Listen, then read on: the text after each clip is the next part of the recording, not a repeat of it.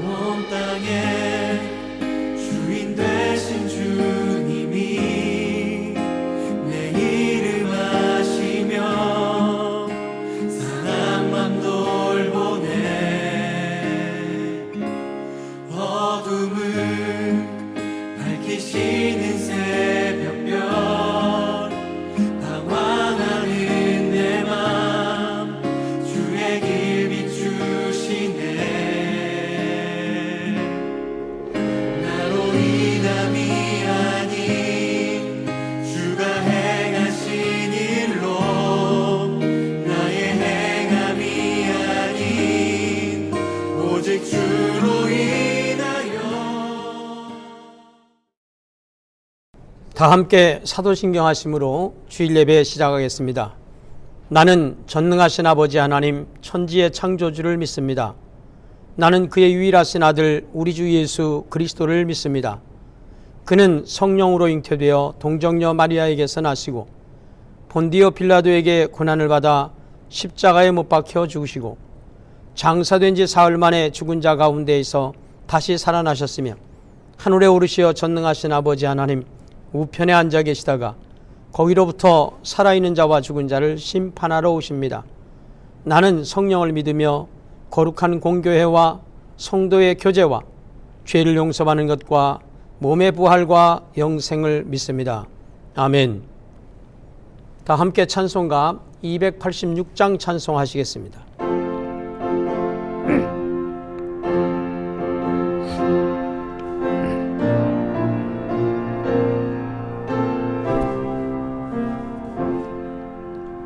주 예수님 내 맘에 오사 날 붙들어 주시고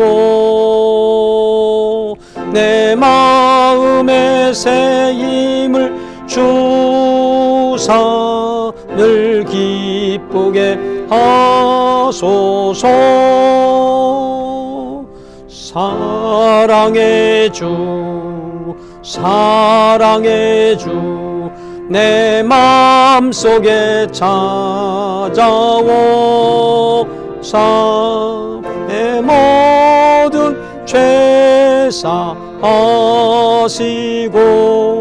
내 상한 맘 고치소서.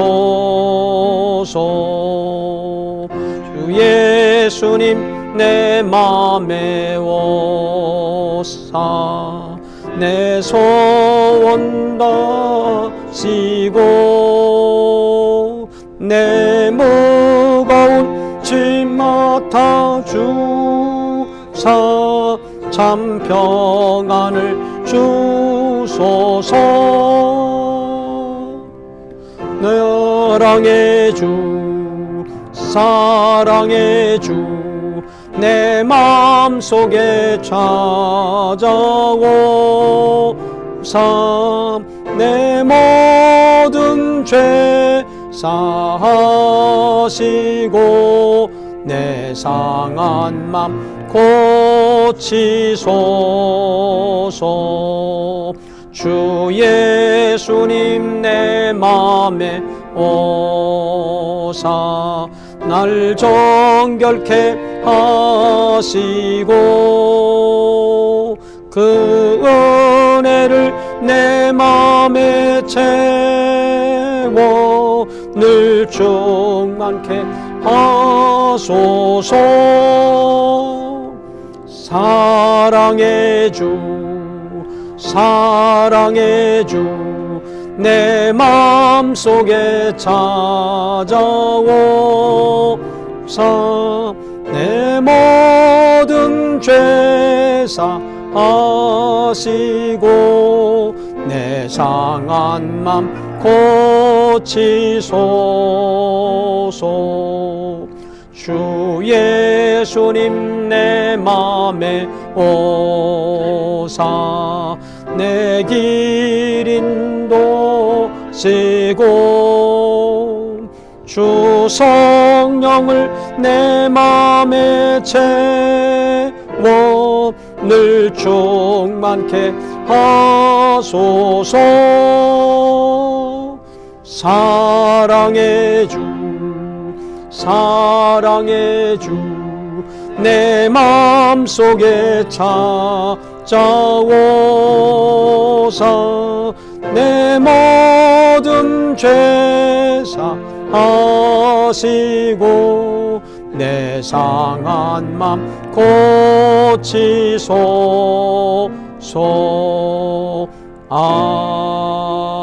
아멘. 기도하시겠습니다. 자비하신 주님, 우리는 지금 코로나19로 말미암아서 너무나도 어려운 상황 중에 있습니다.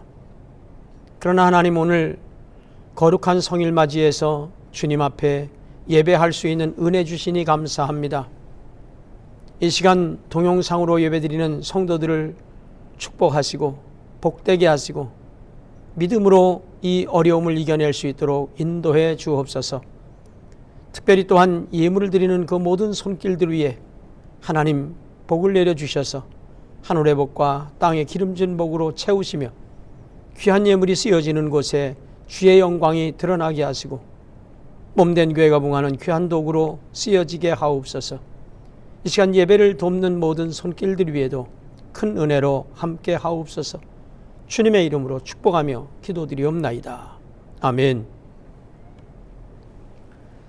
할렐루야. 온라인으로 예배드리는 성도님들을 축복합니다. 교회 소식을 전해드리겠습니다. 오늘은 대강절 마지막 주일입니다. 이번 주 금요일은 성탄절입니다. 기쁨의 성탄을 맞이하는 성도님들 되시기를 바랍니다. 올해에는 성탄전야 행사는 하지 않습니다. 성탄 예배는 25일 성탄절날 11시에 드리겠습니다. 우리가 연일 보도되는 코로나19가 전국적으로 확산세에 있습니다. 이제 서울은 3단계가 초읽기에 들어가고 있습니다. 예배드리기 어려운 분들은 온라인 예배로 함께 드릴 수 있도록 해주시고, 또 현장 예배를 드리시는 분들도 개인 방역은 물론이고 철저하게 지킬 수 있도록 도우시기를 바랍니다. 또한 현장에 참석하지 못해서 헌금을 드리지 못하는 분들은 영상에 나가는 교회 계좌로 헌금을 해 주시기 바랍니다. 힘든 상황과 형편이지만 그러나 주님이 우리와 함께 하심을 믿고 믿음으로 나아가는 그러한 성도님들 되시기를 바랍니다. 더불어서 어려운 시기인데 함께 기도로 중보하는 그런 성도님 되시기를 주님의 이름으로 부탁을 드립니다. 금년도 당회는 성탄이 지난 30일 수요일 날 예배 후에 드리겠습니다. 입교인 이상 참석해 주실 수 있도록 그렇게 하시면 좋겠습니다. 자, 오늘 말씀을 보도록 하겠습니다. 오늘 나눌 말씀은 요한계시록 22장 20절로 21절의 말씀입니다. 이것들을 증언하신 이가 이르시되 내가 진실로 속히 오리라 하거늘 아멘. 주 예수여 오시옵소서. 주 예수의 은혜가 모든 자들에게 있을지어다. 아멘. 주님의 은혜가 여러분과 CBS 방송을 청취하시는 모든 분들과 함께 하시기를 주님의 이름으로 축원합니다. 성탄절이 가까웠습니다. 아멘 주 예수여 오시옵소서를 아람어로는 마라나타라고 합니다. 이 말은 초대교회의 신앙 고백이었고 성경 전체를 마무리하는 요한계시록의 결론이기도 합니다. 2000년 전 유대 땅 베들레헴에 탄생하신 사건을 예수님의 초림 사건이라고 합니다. 초림의 예수는 탄생 자체가 너무나도 초라했습니다. 베들레헴 마구간에서 비천한 그 인간의 모습으로 태어나셨습니다. 아주 극소수의 사람들을 제외하고는 예수님의 탄생하신 그 사건조차도 알지 못했습니다. 심지어는 여러분 유대 나라의 최고 통치자였던 헤롯 왕도 예수의 탄생 사실을 모르고 있었습니다. 이처럼 초림의 예수는 조용한 아주 작은 시골 마을 베들레헴에서 조용하게 오셨습니다. 그리고 예수님의 지상 사역 또한 사람들의 질시와 그런 고초를 겪는 연속이었습니다. 그러나 이제 장차 오실 예수는 초림 때와는 그 상황이나 또한 역사가 아주 다릅니다. 분명히 그 어느 날엔가 다시 오실 사건을 우리는 예수님 재림이라고 합니다. 그런데 재림하시는 예수님은 초림 때처럼 몇 사람만 알게 조용하게 오시는 것이 아닙니다. 요한계시록 1장 7절 말씀에 보면 볼지어다 그가 구름을 타고 오시리라. 각 사람의 눈이 그를 보겠고 그를 찌른 자들도 볼 것이요 땅에 있는 모든 족속이 그로 말미암아 애곡하리니 그러하리라. 아멘. 이렇게 말씀하고 있습니다. 그리고 8절 말씀에 가서는 주 하나님이 이르시되 나는 알파와 오메가라. 이제도 있고 전에도 있었고 장차 올 자요 전능하신 자라 하시더라고 말씀하고 있습니다. 이와 같이 7절, 8절 두 구절만으로도 재림하실 주님이 어떤 모습으로 이 땅에 오실 분인지를 우리는 알 수 있습니다. 베들레헴 마구간에 오셨던 그 초림 때의 모습이 전혀 아닌 것입니다. 헤로드 왕의 추적대를 피해서 애굽으로 도망을 치시던 아기 예수가 아닌 것입니다. 나사렛 동네에서 목수 요셉을 시중들던 그런 소년 예수가 아니고 십자가를 지고 가파른 골고다 언덕길을 올라가시던 그 예수가 아닙니다. 우리가 기다리고 있는 다시 오실 예수는 천군 천사의 호의를 받으면서 구름을 타고 지구상의 모든 인간들이 바라보는 가운데에 오실 것입니다. 구속사역의 최종 시련은 그 천국 구원, 즉 사단의 무리에 대한 최종적인 심판까지 함께 수행하시러 다시 오시는 그 그리스도의 재림은 이처럼 권세를 가진 왕의 임재와 같이 모든 사람들이 볼 수 있도록 영광 중에 오실 것입니다. 아멘 주 예수여 오시옵소서. 왜 주님이 이 땅에 다시 오셔야 합니까? 왜 우리는 마라나타라고 기도해야 합니까? 거기엔 몇 가지의 이유가 있기 때문입니다. 우선 먼저 왜 오셔야 합니까? 약속의 실현을 위해서 꼭 오셔야 하는 것입니다. 주님께서 친히 오시겠다고 약속해 주셨습니다. 마태복음 24장 44절 말씀에 이러므로 너희도 준비하고 있으라. 생각하지 않은 때에 인자가 오리라. 그렇게 말씀하셨고, 요한복음 14장 18절 말씀에서는 내가 너희를 고아와 같이 내버려 두지 아니하고 너희에게로 오리라. 그렇게 친히 약속하셨어요. 그리고 사도행전 1장 11절 말씀에 보면 예수님께서 승천하실 때에 이르되 갈릴리 사람들아 어찌하여 서서 하늘을 쳐다보느냐. 너희 가운데서 하늘로 올리우신 이 예수는 하늘로 가심을 본 그대로 오시리라. 여러분, 흰옷 입은 두 천사에게 제자들 곁에 서서 천사들이 증언해 준 말씀입니다.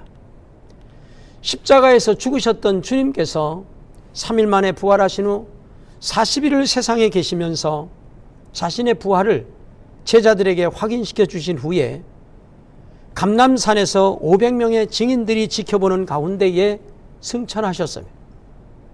승천하신 주님의 모습은 실로 장관이었을 것입니다. 그 모습을 바라보고 있는 그런 사람들에게 흰옷을 입은 두 천사가 예수는 하늘로 가심을 본 그대로 오시리라고 말씀해 주었습니다. 우리가 믿는 주님은 신실하신 분이십니다. 주님의 신실성은 그의 약속과 성취로 증명되는 것입니다. 구약과 신약의 말씀을 여러분 살펴보면 수를 셀 수 없을 만큼 그런 약속과 예언들이 기록되어져 있습니다. 그리고 그 약속과 예언은 단 한 가지의 오차도 없이 그대로 성취되고 실현되었습니다. 예수님에 관한 그런 예언의 경우를 보아도 그것은 너무나도 자명합니다. 베들레헴에 오신다는 그 예언도 성취가 되었고, 또한 고난을 받으시리라고 하는 예언도, 십자가에서 죽으시리라고 하는 그런 예언도, 또한 다시 살아나실 거라는 구약의 예언도 모두가 다 그대로 성취되었습니다. 그런데 아직 성취되지 않은 단 한 가지 사건만이 남아 있습니다. 그것은 바로 주님의 재림인 것입니다. 성령의 감동을 받은 인간의 예언도 그대로 성취된 것을 성경은 증명하고 있습니다. 하물며 여러분, 주님 자신이 내가 다시 오시리라고 약속해 주신 그 약속이야말로 불변의 약속이고 또한 확고부동한 예언인 것입니다. 주님은 요한복음 14장 3절 말씀에서 가서 너희를 위하여 거처를 예비하면 내가 다시 와서 너희를 내게로 영접하여 나 있는 곳에 너희도 있게 하리라, 그렇게 말씀해 주셨습니다. 신약성경 가운데에 주님의 재림과 관련된 것으로 성도님들의 염원을 생생하게 반영해 주는 두 용어가 있습니다. 하나는 그리스도의 재림을 나타내는 헬라어 파루시아는 재림하실 그리스도의 영광을 보여주는 용어이고, 또한 주여 오시옵소서라고 하는 뜻을 지닌 아람어 마라나타는 여러분, 그리스도의 재림을 바라는 그런 성도들의 자세를 보여주는 그런 용어입니다. 이제 마지막 하나 남은 그 약속의 실현을 위해서 주님은 반드시 다시 오실 것입니다. 그리고 왜 다시 오셔야 합니까? 바로 기다리고 있는 사람들 때문입니다. 성도들이란 모두가 다 주 예수 그리스도의 재림을 기다리는 사람들입니다. 왜냐하면 주님의 재림은 죄와 질고로 가득 찬 이 세상의 종말을 고하는 때이기 때문입니다.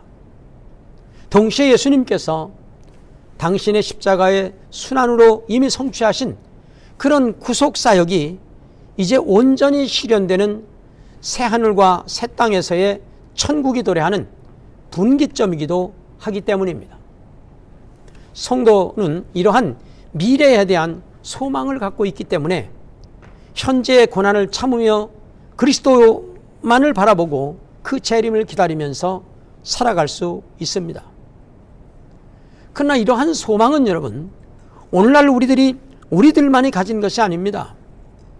영광 중에 이 땅에 다시 오시겠다고 하는 그리스도의 약속으로 마태복음 24장 30절 말씀에 그때의 인자의 징조가 하늘에서 보이겠고 그때의 땅의 모든 족속들이 통곡하며 그들이 인자가 구름을 타고 능력과 큰 영광으로 오는 것을 보리라. 44절 말씀에 이러므로 너희도 준비하고 있으라. 생각지 않은 때에 인자가 오리라. 그리고 앞서서 말씀드린 바와 같이 사도행전 1장 11절에서도 이르되 갈릴리 사람들아 어찌하여 서서 하늘을 쳐다보느냐. 너희 가운데서 하늘로 올려지신 이 예수는 하늘로 가심을 본 그대로 오시리라고 말씀하셨습니다. 이와 같이 그리스도께서 다시 오시겠다고 하는 그런 약속을 믿는 모든 시대의 신실한 성도들은 한결같이 그리스도의 오심을 고대하고 있었습니다. 또한 오늘 이후에도 주님의 재림하시는 바로 그 순간까지 모든 시대의 성도들은 주의 재림을 사모하며 살아가는 것입니다. 도미시안이나 네로와 같은 그런 폭군들이 초대교인들을 박해할 때에 그들은 주님의 재림을 기다렸습니다. 그 이유는 주님이 속히 오셔야만 바로 그 고난의 역사가 끝이 날 것이라고 믿고 있었기 때문입니다. 기다린다고 하는 것은 소망을 가지고 있다고 하는 것을 의미하는 것입니다. 소망의 반대어는 여러분, 절망이지요. 사랑하는 성도 여러분, 절망은 어느 때에 여러분 우리가 하게 되는 것입니까? 기다릴 것이 없다든지 기다려도 소용이 없다고 포기했을 때에 일어나는 심리적인 현상입니다. 아주 오래전에 여러분 미국의 미시간 대학의 사회과학연구소의 연구보고에 의하면 미국 사람 3사람 중 1사람은 1년 내내 절망 속에 빠진 채 살아가고 있다고 했습니다. 그런 사람들은 여러분 정신적으로는 만성적인 냉소주의자가 될 뿐만 아니라 매사를 부정적이고 비판적이고 파괴적이어서 문제의 사람이 되는가 하면 육신적으로는 여러분 위궤양이라든지 신경통이라든지 두통에 시달린다든지 요통을 일으키게 된다는 것입니다. 임상실험학자인 여러분 데이비드 브렌트 박사는 절망의 유형을 3가지로 분류하고 있습니다. 첫째 유형은 자기중심형입니다. 자기를 남달리 대우해 주기를 바라고 특별한 인정을 바라는 그런 형입니다. 그리고 그러한 자신의 욕구가 충족되지 않으면 금방 실망해버리고 마는 사람이죠. 두 번째 유형은 냉소형입니다. 이런 사람들은 여러분 자폐증으로 자기 방어에 급급할 뿐만 아니라 불평불만이 떠나지 않는 그런 사람을 가리킨다고 합니다. 그리고 세 번째 유형은 묵종형입니다. 이런 사람은 눈치와 아첨으로 다른 사람의 관심을 모으려고 합니다. 그러나 그것이 뜻대로 되지 않으면 곧 실망에 빠진다는 것입니다. 참을성이 없는 사람들은 대개가 희망을 버린 그런 사람들입니다. 여러분 뉴스를 통해서 잘 아시겠지만 지난 11일 문 대통령이 김현미 국토교통부 장관과 또한 변창흠 장관 후보자를 대동하고 경기도 화성 동탄지구 주택공사가 지은 행복주택단지를 4억 5천을 들여서 방문을 했다고 하면서 13평 아파트에 4인 가족이 살 수 있다고 하는 말에 논란이 일어서 일파만파로 논란이 있었던 것을 아실 것입니다. 어느 목사님께서 신방을 가셨습니다. 그런데 그 집이 13평짜리 아파트였습니다. 비좁은 방 안 여기저기에 살림살이들이 쌓여 있었고 부엌에서는 연탄 냄새가 새어 들어오고 있었다는 것입니다. 방 안의 벽은 아이들이 크레파스로 돼지도 그려놓고 조랑말도 그려놓고 고바우 영감도 그려놓고 나무 등도 막 제멋대로 그려놓았습니다. 장판도 다 헤어져서 여기저기 찢어지고 목사님 생각에는 측은한 느낌이 들었다고 합니다. 그런데 여러분 그 집 주인은 마냥 즐거운 표정이었고 미소가 떠나지를 않았다고 하는 사실입니다. 나중에 한 일이지만 2가지 이유 때문에 그렇게 마냥 즐거워했다는 거예요. 첫째는 예수님을 믿고 나서부터 세상이 밝아졌다는 것입니다. 원망과 짜증스러움으로 가득 차 있던 그런 삶이 기쁨과 감격으로 변했기 때문이라는 것입니다. 두 번째 이유는 앞으로 3개월 후면 강남에 새로 짓고 있는 아파트가 당첨이 되어서 새 집으로 이사를 가게 되었기 때문이라는 것입니다. 사람은 여러분 이렇게 기다리는 마음이 있으면 인생살이가 지루하거나 짜증스럽지 않습니다. 지금 이 지구상에는 수억의 사람들이 주 예수여 오시옵소서 그렇게 기도하며 주님을 기다리고 있습니다. 여러분 기다리는 사람들 때문에 주님은 반드시 다시 오실 수밖에 없는 것입니다.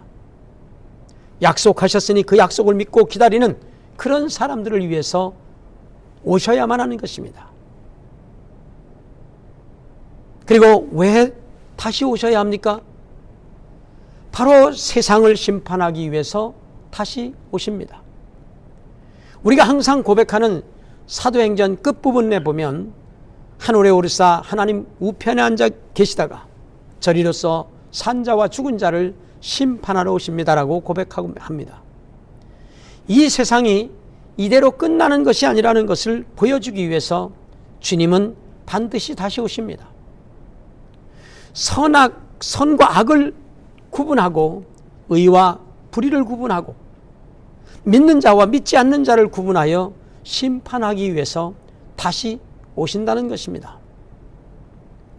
요한계시록 6장 15절과 17절 말씀에 보면 땅의 임금들과 왕족들과 장군들과 부자들과 강한 자들과 모든 종과 자유인이 굴과 산들의 바위 틈에 숨어 16절에 산들과 바위에게 말하되 우리 위에 떨어져 보좌에 앉으신 이의 얼굴에서와 그 어린 양의 진노에서 우리를 가리켜 17절 말씀에 그들의 진노의 큰 날이 이르렀으니 누가 능히 서리요 하더라. 이렇게 말씀이 기록되어져 있습니다. 여기서 말하는 여러분 임금들, 왕족들, 장군들, 부자들, 강한 자들이라고 하는 것은 성도들을 바로 핍박하던 그러한 자들로서 세상 권세를 등에 업고 부귀영화를 누리며 예수를 회방하던 불의한 세력들을 의미하는 것입니다. 지금도 옳게 살고 깨끗하게 살려고 하는 사람들을 비웃으며 온갖 수단과 방법을 다 동원해서 치부하고 부귀영화를 누리며 사는 그런 사람들이 있습니다. 그런가 하면 그들의 횡포에 밀려서 그늘 속에서 살아가는 그런 사람들도 있습니다. 그러나 여러분, 영화의 화면이 바뀌듯이 역사의 장이 바뀔 때가 반드시 올 것입니다. 왕과 왕족과 장군들과 부자들과 강한 자들이 하나님의 심판이 두려워서 산과 바다를 향하여 나를 가리워 달라고 절규하는 때가 반드시 오게 된다는 것입니다. 여러분, 산과 바위가 가려준다고 하는 것은 산과 바위가 덮치는 것을 의미하는 것입니다. 그날의 심판이 얼마나 두렵고 무서운 것인가를 짐작하고도 남음이 있습니다. 환난과 고난을 참으며 믿음을 지키는 사람들 때문에 바로 믿고 바로 살아가는 그러한 사람들 때문에 하나님을 회방하고 우상 숭배하는 패역한 무리들 때문에 주님은 반드시 다시 오십니다. 계시록 22장 11절 말씀에 보면 불의를 행하는 자는 그대로 불의를 행하고 더러운 자는 그대로 더럽고 의로운 자는 그대로 의를 행하고 거룩한 자는 그대로 거룩하게 하라고 그렇게 말씀하고 있습니다. 바로 그런 종류의 사람들을 심판하기 위해서 주님은 다시 오십니다. 한마디로 말해서 요한계시록의 결론은 바로 예수 그리스도의 재림인 것입니다. 성도의 유일한 희망도 오직 예수 그리스도의 재림뿐입니다. 그러므로 우리는 언제 어디서나 재림의 주님을 맞이할 수 있는 준비를 갖추고 아멘 주 예수여 오시옵소서 라고 하는 그런 환희의 응답을 할 수 있는 그러한 성도들이 되어야 마땅한 것입니다. 우리는 베들레헴에 오셨던 주님이 나를 위해서 다시 오신다고 하는 것이 우리의 신앙이고 결론이어야 하는 것입니다. 한 아버지가 사업의 문제로 오랜 기간 먼 길을 떠나게 되었습니다. 그러자 아빠와 헤어지기를 싫어하는 그의 아들이 묻습니다. 아빠, 언제 돌아오세요? 라고 묻는 그 아들에게 곧 돌아올 것을 말해주면서 어린아이에게 이것을 어떻게 설명해 주어야 할지 망설이다가 이렇게 말했습니다. 아들아, 저 정원에 있는 저 나무들을 보렴. 지금은 저 나뭇잎들이 모두 파란색이지. 그런데 조금 지나게 되면 저것들이 울긋불긋하게 될 거야. 그렇게 되면 그때 아빠가 집으로 돌아오게 될 거야. 그 다음 날 아빠는 집을 떠났습니다. 그날부터 어린 아들은 집에서 나올 때나 들어갈 때나 무엇을 하든지 정원의 나무를 한 번씩 쳐다보는 습관이 생겼습니다. 그리고 친구들에게 그렇게 말합니다. 저 나뭇잎이 떨어질 때가 되면 자기 아빠가 돌아올 것이라고 얘기를 하곤 했습니다. 그러는 사이에 어느덧 시간이 흘러서 가을로 접어들었습니다. 울긋불긋하게 단풍이 들기 시작했습니다. 어느 날 아침 잠에서 깨어보니 낙엽이 우수수 떨어져서 온 정원을 덮고 있었습니다. 그 광경을 보는 순간 아이는 여러분 너무나도 좋아서 잠옷바람으로 튀쳐나와서 소리를 쳤습니다. 야, 신난다. 이제 우리 아빠가 돌아오신다. 우리 아빠가 돌아오신다. 사랑하는 성도 여러분, 이렇게 아빠를 기다리는 어린 아들의 간절한 소망, 이것이 곧 다시 오시는 주님을 기다리는 성도된 우리들의 마음 자세여야 하지 않겠습니까? 그리스도의 재림의 때가 더욱 가까운 현대를 사는 우리 성도들도 초대교회 성도들이 이미 가졌던 그 파루시아와 마라나타의 그 신앙을 가지시기를 바랍니다. 그럴 때만이 현 세상의 공중권세를 잡은 자인 그 사단이 지배하는 이 혼란스러운 이 세상에서도 좌절하지 아니하고 장래의 영광을 바라보면서 약동하는 그 환희 속에서 매일매일 승리하는 삶을 살아갈 수 있을 것입니다. 심판의 주요 구속주로서의 그리스도가 다시 오시는 것을 고대하면서 언제 어디서나 그 재림의 주님을 맞이할 준비를 갖추고 아멘 주 예수여 오시옵소서라고 하는 기쁨의 응답을 할 수 있는 그러한 성도가 되시기를 주님의 이름으로 축원합니다. 여러분, 아픈 부분에 믿음으로 손을 얹으십시오. 믿는 자들에게는 표적이 따르리니 병든 자들에게 손을 얹은 즉 나으리라. 마가복음 16장 17절 18절에 있는 말씀입니다. 말씀 붙잡고 믿음으로 손을 얹으십시오. 자비하신 주님, 이 시간 오셔서 우리의 손이 아닌 주님의 능력의 손, 그 고치는 손길, 그 피 묻은 손길이 우리의 깨어지고 고장나고 상한 부분들 만져주심으로 깨끗하게 고쳐질 줄로 믿습니다. 완전하게 치유될 줄로 믿습니다. 온전하게 회복될 줄로 믿습니다. 나사렛 예수 그리스도의 이름으로 명하노니 깨끗하게 고쳐질지어다. 완전하게 치유될지어다. 온전하게 회복될지어다. 악한 사탄 마귀는 떠날지어다. 아멘. 자비하신 주님,